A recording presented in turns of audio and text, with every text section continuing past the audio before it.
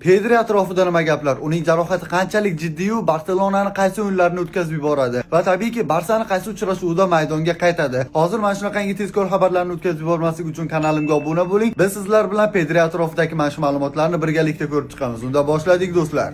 Xabaringiz bor, Pedri yana jarohat oldi va eng yomoni bu uning eski muammosini qaytalagani emas, balki butun sog'lom bo'lgan oyog'idan jarohatlangani. Yosh bo'lishiga qaramay, u allaqachon bir necha bor suyak jarohatlari bilan to'qnash keldi va bu holat uning kelajagi uchun jiddiy ogohlantiruvchi signal bo'lib turibdi. Navbatdagi jarohat Pedrini Elche, Kopenhagen, Albacete, Mallorca, Girona, Levante, Villarreal va Atletik Bilbao'ga qarshi bo'ladigan o'yinlarni o'tkazib yuboradi. Ayniqsa Villarreal va Atletikga qarshi bahslar muhim va murakkab to'qnashuvlar sifatida ajralib turibdi. Pedrining yo'qligi Barselona o'yinida aniq seziladi, chunki u oddiy futbolchi emas, buni o'zingiz ham bilasiz. U o'yinni tinchlantirib beradigan, pressing ostida eng ishonchli variant bo'ladigan va hujum bilan himoya o'rtasini bog'lab turadigan asosiy figura. U maydonda bo'lmaganda jamoa ko'pincha shoshma-shosharlikka berilib ketadi va markazda nazoratni yo'qotadi. Ayniqsa yopiq himoyaga qarshi o'yinlarda usiz yana ham muammo yaqqol ko'rinadi. Bu davrda endi Barselona Pedrining vazifalarini bir futbolchiga yuklab qo'ya olmaydi. Sababi hozirgi kunda Pedrining vazifasini bitta futbolchi eplashi juda ham murakkab. Aksincha, mas'uliyatni jamoa ichida bo'lishadi. Casado, De Jong va Bernal kabi tayanch yarim himoyachilar uni vazifasini ayrim qismlarini o'z zimmasiga olishga harakat qiladi.